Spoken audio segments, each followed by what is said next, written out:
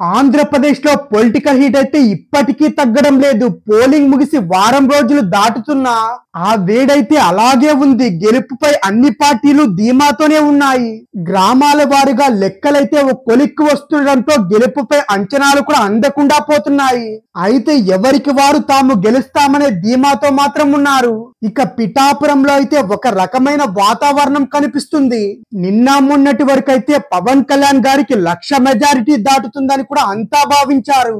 అయితే ఇప్పుడైతే 10 నుంచి 20 వేల మెజారిటీ అయితే వస్తుందని కొత్త అంచనాలు కూడా తెరపై రావడంతో ఆంధ్రప్రదేశ్ మొత్తం అయితే మరో చర్చకు కూడా దారితీస్తుంది. దీంతో అక్కడక్కడ బెట్టింగ్ చేసే వాళ్ళు కూడా తగ్గుముఖం అయితే పట్టారు. ఏపీ ఎన్నికల్లో ఈసారి పిఠాపురం అయితే స్పెషల్ గా నిలుస్తుంది. గత ఎన్నికల్లో 2 చోట్ల పోటీ చేసిన పవన్ కళ్యాణ్ అయితే ఓటమి కూడా చవి చూశారు. అయితే గత 5 సంవత్సరాలుగా ఎన్నో రకాల అవమానాలైతే పడ్డారు. అదే విధంగా 2 చోట్ల ఓడిపోవడంతో వైసీపీకి టార్గెట్ కూడా అయ్యారు. అయితే ఇలాంటి అవమానాలన్నీ దిగమింగుకొని ఎన్నికల్లో పొత్తులతో తెర మీదకి కూడా వచ్చారు.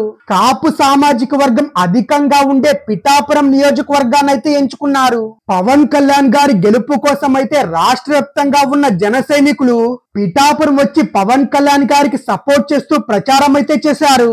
మెగా కుటుంబంతో పాటు బుల్లితెర నటీనటులు కూడా జల్లెడ పట్టి మరీ ప్రచారం అయితే చేయగలిగారు.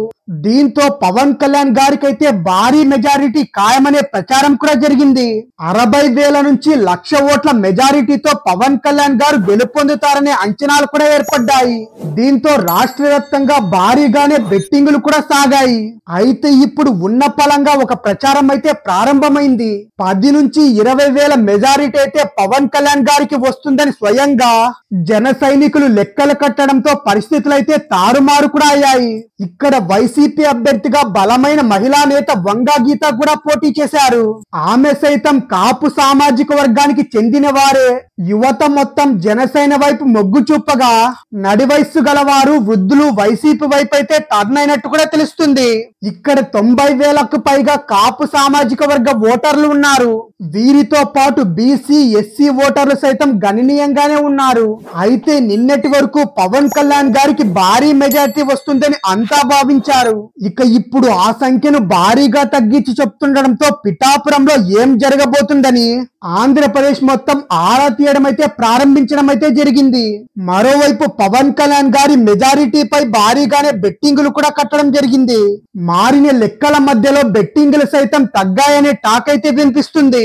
ఇక మొత్తానికైతే పిఠాపురంలో సీన్ అయితే మారడం కూడా హాట్ టాపిక్ అయింది.